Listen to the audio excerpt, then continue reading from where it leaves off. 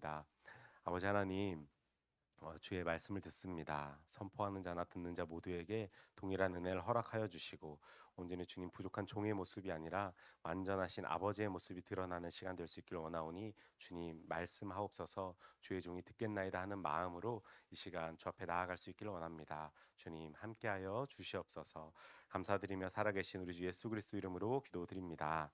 아멘. 우리 옆에 분들과 이렇게 한번 인사했으면 좋겠습니다. 주님의 이름으로 사랑합니다. 네, 주님의 이름으로 사랑합니다. 잘 오셨습니다. 환영하고 축복하고, 네, 너무너무 잘 오셨습니다. 어, 네, 네, 혹시 여러분들은 밸런스 게임이라고 아시나요? 밸런스 게임? 우리 젊은 청년들은 좀 잘 알 것 같은데 제가 여기서 또 젊다고 말하는 순간 나도 아는데 이렇게 하면 그 젊으신 겁니다. 네. 이 밸런스 게임이란 게 좀 꽤 됐는데도 아직까지 하고 있더라고요. 예, 하고 있는데 이 밸런스 게임이 뭐냐면요. 극단적인 두 질문을 가지고 둘 중에 하나를 선택해야 되는 게임입니다.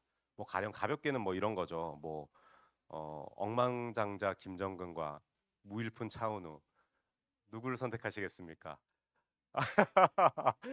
저희 아내가 있어서 아내한테 한번 물어볼까요? 억만장자 김정근과 무일푼 차은우 누굴 선택하시겠습니까?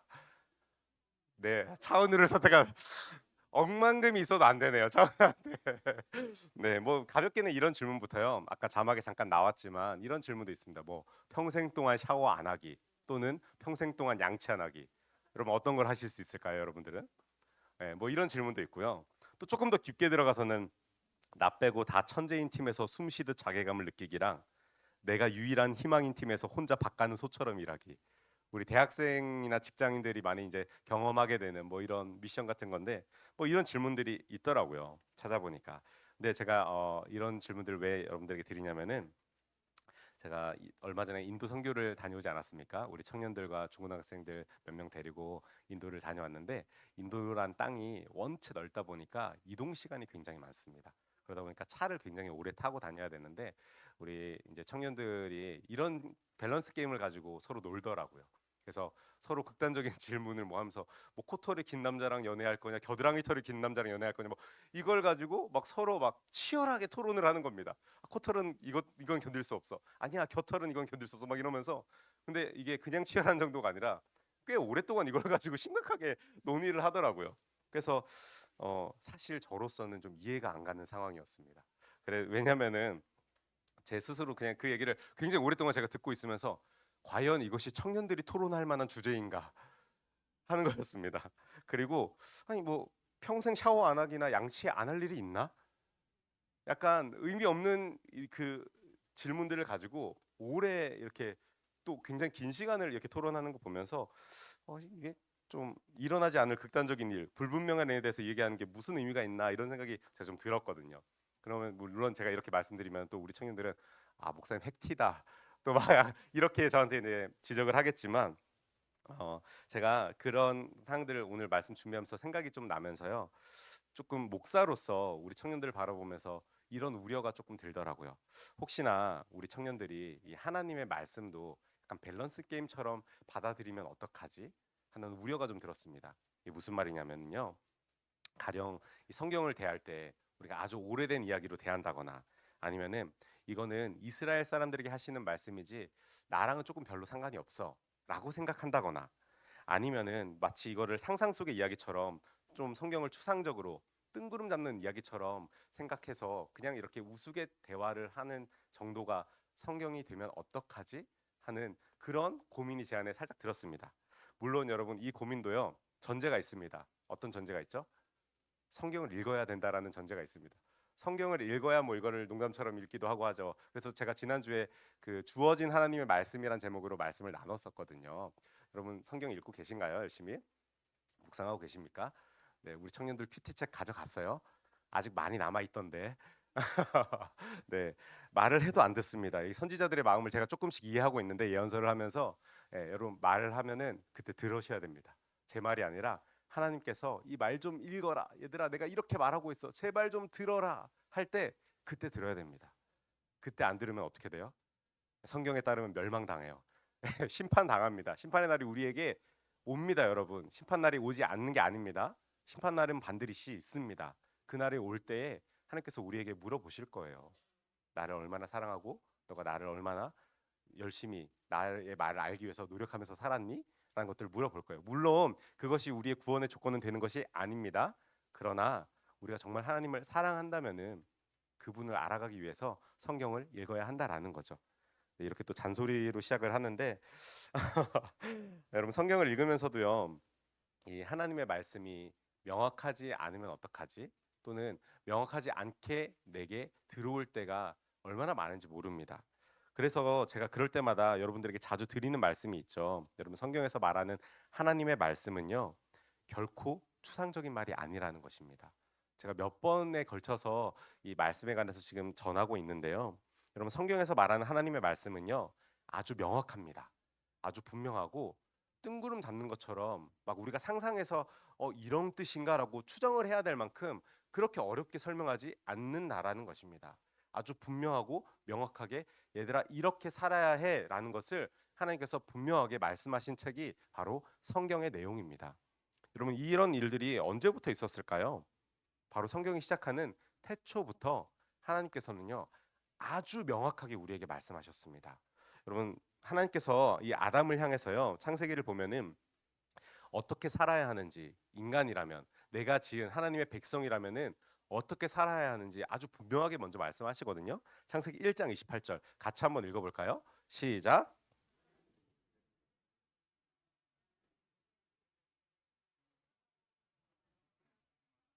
땅을 정복하라. 바다의 물고기와 바다의 새와 땅에 움직이는 모든 생물을 다스리라 하시니라. 아멘. 그럼 저렇게 노란색으로 제가 쓴 거는요. 하나님이 이렇게라라고 아주 분명하게 말씀하신 겁니다. 뭐로 합니까? 생육하고 번성하여 땅에 충만하라라고 말합니다.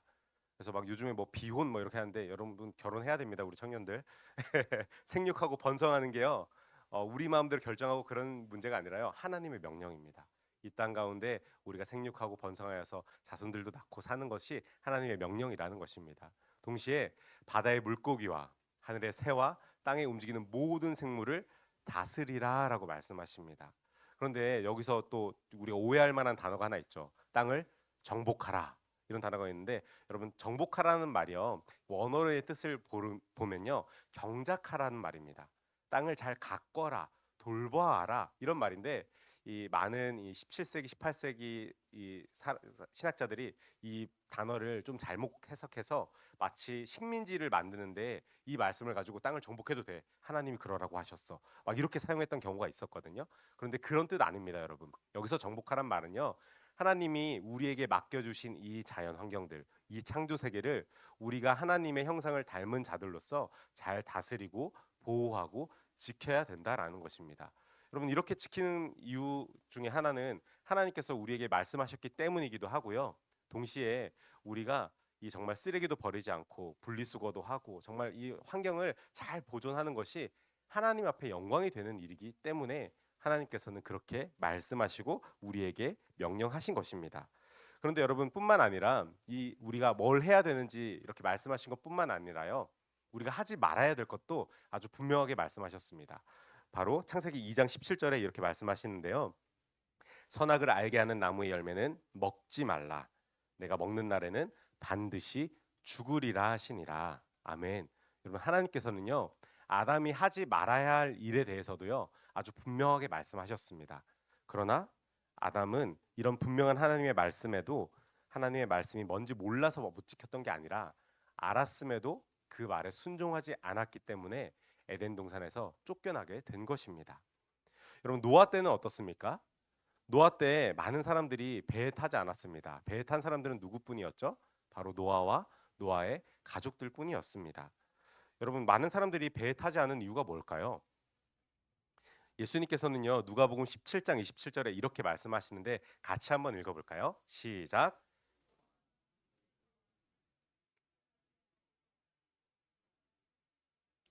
홍수가 나서 그들을 다 멸하기까지 깨닫지 못하였느니라. 아멘. 여러분 이 말씀 보면요. 예수님이 뭐라고 하세요? 하나님이 이 노아를 통해서요. 이 죄가 너무너무 넘쳐나서 이 세상을 물로 심판하시겠다고 노아에게 분명히 말씀하셨다라는 겁니다. 그리고 여러분, 노아는 배 만드는 작전에 돌입했습니다. 그런데 배를 뭐 1, 2년 만에 뚝딱 만들었을까요? 성경에 이 나이대를 조금씩 추정해 보면요, 노아가 600살 되던 때에 이 배가 출항을 하게 되거든요. 노아가 500살 때쯤에 하나님의 말씀을 듣습니다. 그러니까 배를 얼마나 어느 기간 동안 만들어요? 거의 100년의 기간 동안 만드는 거예요. 그것도 규모가 어마어마한 배를요. 사람들이 묻지 않았겠습니까? 야, 노아, 너 도대체 뭐 하는 거야? 왜 이렇게 큰 배를 만들어? 그럼 노아가 뭐라 그랬을까요? 아, 이거 그냥 나 취미로 짓는 거야 하고 딴 사람들 다 죽게 내버려 뒀을까요? 아니요, 여러분. 노아는요, 하나님이 자기에게 하셨던 그 말씀을 그 사람들에게 말해줬을 겁니다. 우리의 죄가 너무너무 심각해서 하나님께서 이 땅을 물로 심판하신대. 그리고 이 배에 타는 사람들은 다 살 수 있대. 그런데 여러분, 사람들은요, 먹고 마시고 장가들고 시집 가느라, 다르게 표현해 볼까요? 자신의 일상생활을 하느라 하나님의 말씀을 무시하고 외면했다라는 것입니다. 그럼 심각한 이유 때문에 하나님의 말씀을 무시했던 게 아니라요, 내가 할 거를 먼저 찾아갔던 겁니다. 하나님의 말씀이 먼저가 아니라 내가 그냥 일상을 영위하는 모든 생활들, 그게 먼저가 되어서 생각하면서 하나님의 말씀을 점차 무시했던 겁니다. 언제까지요? 홍수가 나서 다 멸망할 때까지 말입니다. 여러분, 아브라함은 어떻습니까? 하나님은요, 아브라함을 부르시면서 하나님의 백성이 살아가야 할 방향을 제시해 주십니다. 창세기 18장 19절인데요. 같이 한번 읽어볼까요? 시작. 내가 그로 그 자식과 권속에게 명하여 여호와의 도를 지켜 의와 공도를 행하게 하려고 그를 택하였나니 이는 나 여호와가 아브라함에게 대하여 말한 일을 이루려 함이니라. 아멘. 여러분, 아브라함에 대해서 하나님께서 이렇게 말씀하셨다는 겁니다. 창세기 18장을 보면요, 하나님이 이게 뭔가 독백하는 장면이 나오거든요. 이게 아브라함에게 직접 한 말이 아니라요, 내가 아브라함을 뽑은 이유는 이거야라고 하나님이 직접 말씀하시는 장면입니다. 그래서 아브라함을 뽑은 이유에 대해서 하나님이 이렇게 분명하게 얘기하시는데, 그가 여호와의 도를 지켜서 의와 공도를 행하게 하려고. 어떻게 뭐 때문에 뽑았다고요? 의와 공도를 행하게 하려고 그를 택하였나니라고 말하는 겁니다. 그러면 18장이 어떤 말씀 전에 나오는 이야기인지 아세요? 소돔과 고모라 이야기가 나오기 딱 전의 이야기입니다. 그러니까 여러분, 아브라함을 하나님께서 그 창세기 때에 택하셨던 이유는요, 이 아브라함, 아무도 하나님의 의와 공도를 따라 살지 않는 모든 나라의 백성들에게 아브라함을 바라보면서, 아, 하나님의 백성은 저렇게 사는 거구나, 저렇게 사는 게 하나님 나라의 백성이구나라는 것을 알게 하기 위해서 아브라함을 택하였다라는 겁니다. 그럼 여러분, 아브라함은 어떻게 살아야 되는 사람입니까? 하나님의 의와 공도대로 행하며 살아야 되는 사람이었던 것입니다. 그러면서 여러분, 이것이요, 이 아브라함을 통하여서 이스라엘 민족에게까지 이어지고 이스라엘 한 민족이 살아내야 할 방향성이 되어 버립니다. 그것이 어디에 나오냐면은 출애굽기 19장 5절 6절에 모세를 통해서 하나님께서 이렇게 말씀하시는데요. 이렇게 말씀하십니다.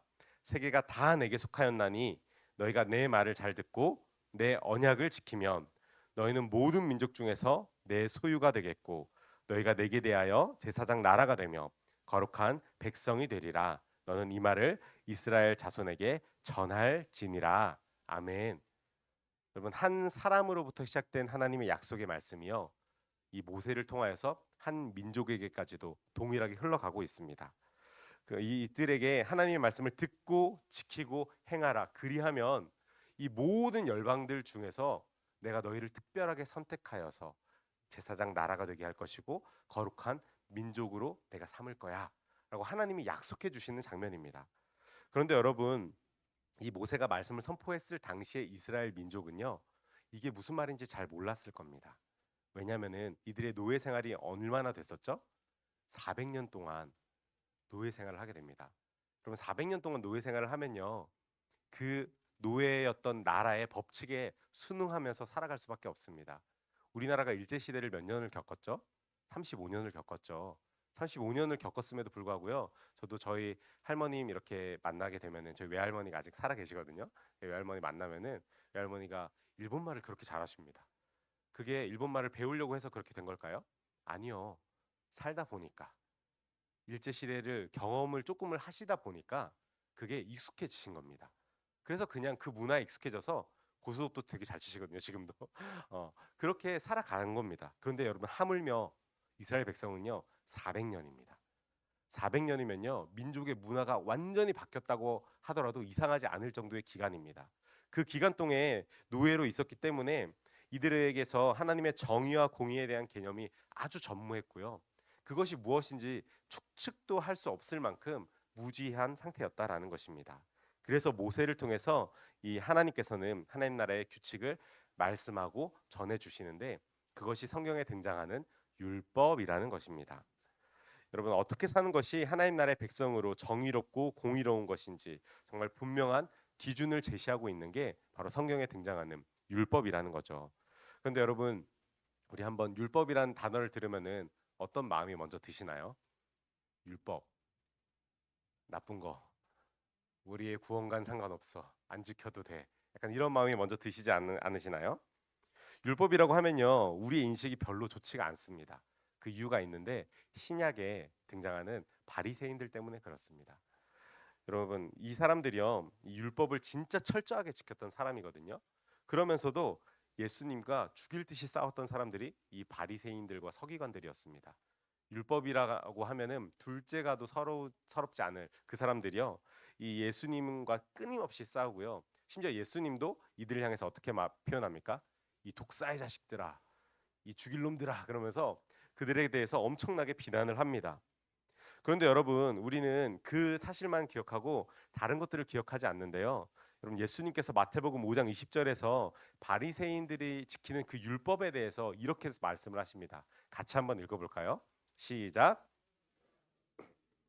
너희의 의가 서기관과 바리새인보다 더 낫지 못하면 결코 천국에 들어가지 못하리라. 아멘. 여러분 뭐라고 합니까? 너희의 의가 너희가 지키는 그 율법이 바리새인처럼 지키지 않으면 결단코 천국에 들어갈 수 없으리라. 예수님이 그렇게 말씀하시는 겁니다. 여러분 이 말씀을 들으면 율법에 대한 생각이 조금 바뀌시나요? 율법은 어떤 걸까요? 율법은요, 여러분 그 자체가 나쁜 게 아닙니다. 그거를 마치 구원의 핵심적인 요소로 말했던 율법을 지키지 않으면 정죄하고 비난했던 사랑이 없이 그렇게 말을 했던 바리새인들에게 문제가 있었던 것이지 율법 자체에는 문제가 있었던 게 아니라는 것입니다. 여러분 바리새인들은요 율법의 행위와 외적인 경건을요 정말 철저하게 지켰습니다. 하나님이 말씀하신 그 구약의 말씀을요 단 하나도 어기지 않기 위해서 최선을 다해서 노력을 했고요. 지금도 여러분 이스라엘 가면은 이런 사람들 만날 수 있거든요. 항상 수염을 이렇게 기르고 마치 중세 사람들처럼 그 전기도 안 들어오는 마을에 사는 사람들이 있습니다. 이 사람들이 말씀을 가르치는 이 랍비들이거든요. 이 사람들 지금도요 여러분 저녁이 되면 전기 안 켜고요. 주일이 되면은 이 안식일이 되면요 아무 일도 하지 않습니다. 심지어 전화해서 우리 집에 냉장고 문 좀 열어줄래? 오늘 안식일이라서 내가 이 일을 하면 안 돼. 일을 하면 안 돼. 이렇게 말합니다. 근데 좀 웃기지 않습니까? 왜 전화는 해? 제가 막 그래가지고 왜 전화하지? 근데 막 이런 생각을 했었는데 아무튼 이 말씀을요 너무너무 철저하게 지켰던 사람들이 이 바리새인들이었습니다. 그런데 여러분 이들이 예수님께 욕을 먹은 이유는요 하나님을 향한 마음 없이 그 행위를 마치 자신의 의로 드러내기 때문에 예수님께서는 이들의 행위에 대해서 정말 마음 없는 행위에 대해서 맹비난을 하셨던 것입니다. 그러나 여러분 우리가 분명히 알아야 되는 것은요. 예수님께서는요. 그들이 지키는 그 율법이 잘못됐다고 말씀하시는 것이 아닙니다. 여러분 우리 역시 이 하나님의 말씀인 이 율법을 철저하게 지키면서 살아가야 한다라고 말씀을 하는 것입니다. 왜요? 왜냐하면 그것이 하나님의 말씀이기 때문입니다. 여러분 하나님의 말씀은 우리가 지키면서 행해야 되는 것이지 우리가 우리 마음대로 이거는 내가 좋은 거니까 취하고 이거는 내가 지키기 힘든 거니까 버리고 이렇게 하는 것이 아니라는 것입니다. 하나님은 우리가 어떤 것을 해야 할지, 어떤 것을 하지 말아야 될지 분명하게 말씀하셨고, 그것이 율법으로 우리에게 주어졌을 때에 우리는 그것을 마치 바리새인과 같이 최선을 다해서 살아내야 하는 것입니다. 그런데 여러분, 오해하지 마십시오. 율법을 구원의 조건으로 오해하면 안 됩니다. 그러나 우리가 하나님을 사랑하면은요, 이 율법 지키는 게 어렵지 않게 되는 것입니다. 마치 여러분, 우리가 결혼을 해서 이 아내를 사랑하는 것이요, 정말 오해가 없이 이렇게 사랑하는 것처럼, 뭐 이제 저희 또래 친구들 만나면은 이제 제가 시간이 됐어, 예, 가정에 가야 돼, 이렇게 말하면은 친구들이 뭐라 그럴까요? 아유, 공처가 나셨네, 애처가 나셨어, 그래, 그러면서 너만 결혼했냐, 막 이러면서 막 그런 얘기들 하거든요. 그런데 저 그 얘기가요, 별로 부끄럽지 않습니다. 비난처럼 생각하지 않습니다. 왜요? 제가 아내를 사랑하는 마음이 더 크니까요. 제가 가정을 생각하는 마음이 더 크기 때문에 걔네들이 그렇게 생각하는 게 저한테는 상식이 아닌 겁니다. 저는 그 시간이 되면은 집에 돌아가야 되는 게 당연한 것이고, 그 시간이 되면은 술 안 마시고 그냥 집에 가서 내 아이와 아내와 함께 즐기는 시간이 저한테는 훨씬 즐겁기 때문에 그들이 말하는 그 비난이 별로 저는 부끄럽지 않고, 제 안에서도 그냥 그게 왜, 뭐 그래 너네들 실컷 얘기해 하는 그런 마음이 저한테 있을 수 있는 것이죠. 마찬가지로 여러분, 우리가 하나님을 더 가까이 하면요, 하나님을 더욱더 사랑하면요, 율법을 지키는 게 그렇게 된다라는 것입니다. 어렵지 않은 것이고요. 율법을 지키는 게 마치 우리 발목에 족쇄를 매는 것처럼 그렇게 되는 게 아니라, 내가 하나님을 사랑하기 때문에 당연히 지키게 되는 그것이 율법인 것입니다. 그런데 여러분, 바리새인들이 그렇게 하지 않았다고요. 바리새인들은 자신들의 의로움을 드러내기 위해서, 나 이거 지켰으니까 나 이만한 자리에 설 자격이 있어, 마치 율법이 자신들의 자격을 표현하는 것처럼 그렇게 살아갔기 때문에 예수님께서는 그 바리새인들을 향하여서 이 독사의 자식들아 라고 표현했던 것입니다. 여러분, 우리는요, 이 늘 양극단을 조심해야 됩니다. 신약에서는요, 율법이 마치 구원의 조건이 되는 것처럼 말하는 자들이 있어서 문제였다면은요, 구약에서는요, 율법을 지지리도 지키지 않는 자들이 너무 많았습니다. 아니, 너무 많은 정도가 아니라요, 그 말씀을 따라가는 사람들이 너무 소수였습니다. 그러다 보니까 이들에게 정말 멸망의 심판의 메시지를 전함에도 불구하고 이들은 돌이키지 않았던 것입니다. 여러분, 모세 이후에 이스라엘 백성들에게는요, 하나님의 말씀이 분명하게 존재했습니다. 말씀이 없었던 게 아닙니다. 그들이 중간중간 하나님의 말씀을 잊어버리고 다른 길로 걸어갈 그때에도요, 하나님께서는 사사들을 보내셔서 다시 한번 하나님께 돌아올 수 있게 만들어 주셨고요. 그리고 선지자들을 통해서 끊임없이 반복해서 말씀하십니다. 하나님이 원하시는 게, 진짜 원하시는 게 무엇인지 말이죠. 그리고 여러분, 오늘 등장하는 이 미가 선지자를 통해서도 하나님은 분명하게 말씀하십니다. 여러분, 이 미가 선지자가요, 바로 우리 지난주에 묵상했던 이 이사야라는 선지자와 동시대의 선지자입니다. 그러니까 이사야라는 사람은 왕궁 선지자였거든요. 왕 밑에서 왕에게 조언을 하면서, 왕이시여, 이렇게 가면 안 됩니다, 하나님의 뜻은 이거입니다 하고 그렇게 조언을 해줬던 사람이 이사야라는 선지자였다면은, 이 미가라는 선지자는 어떤 선지자였냐면요, 백성들 사이에 있었던 선지자입니다. 백성들 안에서, 여러분 이렇게 살면 안 됩니다, 돌이켜야 됩니다, 하나님이 원하시는 것은 이것입니다 라고 아주 강력하게 외쳤던 선지자가 이 미가라는 선지자입니다. 그래서 이사야서와 미가서를 보면요, 여러분 조금 난이도 차이가 있어요. 이사야서는 조금 어렵습니다.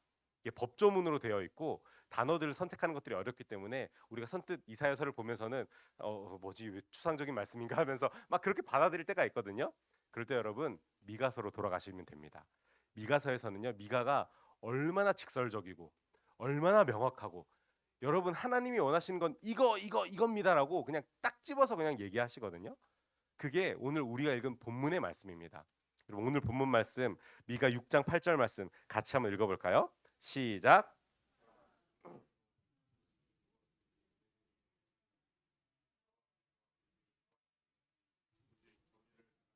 인자를 사랑하며 겸손하게 내 하나님과 함께 행하는 것이 아니냐. 아멘. 여러분, 너무 명확하지 않나요? 저는 이 미가서 6장 8절이요, 성경 전체에서 그리스도인이라면 따라가야 할 아주 명확하게, 그 행동을 아주 명확하게 설명한 말씀이 미가서 6장 8절이라고 생각합니다. 여러분, 삶을 사시다가 하나님의 말씀이 뭔지 잘 모르겠다, 내가 지금 상황에서 어떻게 하는 것이 잘 모르겠다. 그리스도인으로 사는 게 잘 모르겠다. 미가서 6장 8절로 돌아가시면 됩니다. 주께서 이렇게 말씀하셨다는 겁니다. 선한 것이 무엇임을 내게 보이셨나니. 하나님이 원하시는 선한 일이 이겁니다라고 미가가 말하고 있는 겁니다. 그러면서 뭐라고 말합니까? 여호와께서 내게 구하시는 것은 오직 정의를 행하며 인자를 사랑하며 겸손하게 내 하나님과 함께 행하는 것이 아니냐라고 말을 하고 있는데요. 제가 이거를 또 어렵게 받아들이시는 분이 있을까봐 메시지 성경을 한번 찾아봤거든요. 메시지 성경은 이렇게 말하고 있습니다. 그분께서는 이미 말씀해 주셨다. 사람이 어떻게 살아야 하는지 하나님께서 찾으시는 것이 무엇인지 분명히 말씀해 주셨다. 간단하다. 이웃에게 공의를 행하고 자비를 베풀고 사랑에 충실하며 자신을 중심에 두지 말고 하나님을 중심에 모시면 된다. 아멘. 여러분, 미가가 백성들에게 이렇게 말한 겁니다. 여러분, 하나님의 말씀이요 어렵지 않습니다. 너무너무 간단합니다. 이것입니다. 우리 주변에 있는 이웃들에게요 정의롭게 행동하십시오. 하나님이 원하시는 게 아니라 하나님이 마음이 주신 여러분의 양심을 따라서 정의롭지 못하고 공의롭지 못한 행동 그거 하지 마십시오. 약자들을 보호해 주시고요. 어려운 사람이 있으면 도와주시고요. 내가 마음이 아파하는 그 사람들이 있다면은 찾아가서 위로해 주십시오. 여러분 이게 하나님이 원하시는 겁니다. 라고 말을 하면서 동시에 여러분 그리고 우리가 하나님을 대할 때요. 하나님만을 바라보고 살아가야 합니다. 내 자신을 중심에 두고 내 의가 높아서 하나님의 자리를 탐하면서 살아가는 삶이 아니라 오직 나의 인생의 중심이 하나님 한 분만이라는 것을 기억하면서 그 하나님을 사랑하면서 살아가야 하는 것. 그것이 우리에게 주어진 하나님의 말씀입니다 하고 미가가 그 백성들에게 선포하고 있는 것입니다. 여러분 우리 하나님 정말 한결같지 않으십니까? 그 옛날 창세 때부터 이 이스라엘 민족이 멸망하고 있는 이때까지도 이 열왕기의 마지막까지도 하나님의 백성인 이스라엘에게 하시는 말씀은요. 딱 두 가지로 요약할 수 있습니다. 첫째는 하나님을 사랑하며 중심에 두고 사는 삶입니다. 그리고 둘째는 이웃을 사랑하며 정의와 공의를 나타내는 삶입니다. 여러분 구약 전체에서요. 우리 하나님께서는요. 얘들아 제발 이렇게 좀 살아라. 제발 이렇게 좀 살아. 내가 원하는 거 다른 거 아니야.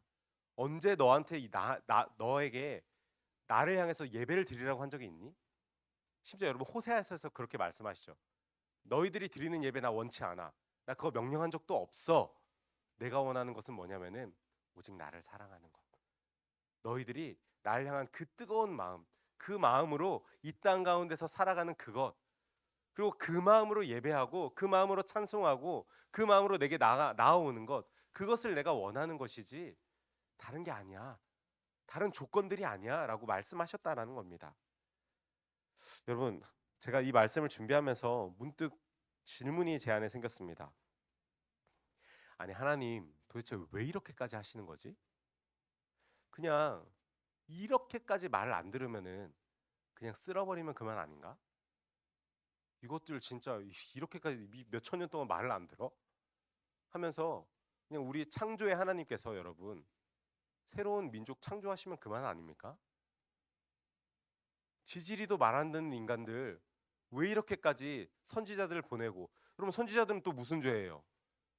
옳은 말 했다고 해서 비난당하고 비판당하고 심지어는 목숨을 걸기까지 했던 사람들이 선지자들이었습니다. 여러분 우리 하나님 왜 이렇게까지 다른 민족이 없어서 그러신 것도 아니고 왜 이렇게까지 하셨을까 하는 의문이 제 안에 들었는데요. 근데 여러분 정답은 너무나 단순한 데서 나왔습니다. 너무나 간단했습니다. 왜냐면요. 하나님이 이 이스라엘 백성을 사랑하셨습니다.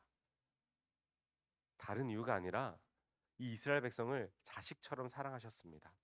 그래서 우리 하나님께서는요. 이 이스라엘 백성들 한 사람이라도 돌아오기를 원하셨던 겁니다. 내 사랑하는 자식들이요. 다른 길을 걸어가고 있는 것을 보고만 있을 수 없었기 때문에 내 마음을 알았던 그 자녀들 몇 명을 보내셔가지고 제발 이렇게 좀 말해라. 제발 얘네들 좀 돌아오게 너희들이 좀 말해. 너희들이 이렇게 외쳐서 내 마음이 어떤지 내가 이들을 향한 그 마음이 얼마나 안타깝고 이들이 정말 이렇게 올바로 살지 않는 데에서 오는 그 마음이 어떤지 너희들이 가서 좀 얘기해 라고 하시면서 이들을 이스라엘 백성들에게 보내셨던 거죠. 그리고 여러분, 이 사람들을 보내신 것들 뿐만 아니라요, 직접 이 땅에 내려오셔서 예수님께서도 하나님의 말씀이 무엇인지 다시 한번 명확하게 말씀해 주는 장면이 우리 신약 성경에 등장합니다. 우리 마태복음 22장 37절부터 40절의 말씀을 한 목소리로 마지막으로 같이 한번 읽어보겠습니다. 시작. 예수께서 이르시되 내 마음을 다하고 목숨을 다하고 뜻을 다하여 주 너의 하나님을 사랑하라 하셨으니 이것이 크고 첫째 되는 계명이요 둘째도 그와 같으니 내 이웃을 내 자신과 같이 사랑하라 하셨으니 이 두 계명이 온 율법과 선지자의 강령이니라. 아멘. 여러분, 예수님이 더 명확하게 말씀하시죠. 미가서 6장 8절에 나온 말씀을 훨씬 더 풀어서 명확하게 말씀하십니다. 온 율법과 선지자들이 하는 말이 다른 게 아닙니다. 이 두 가지입니다.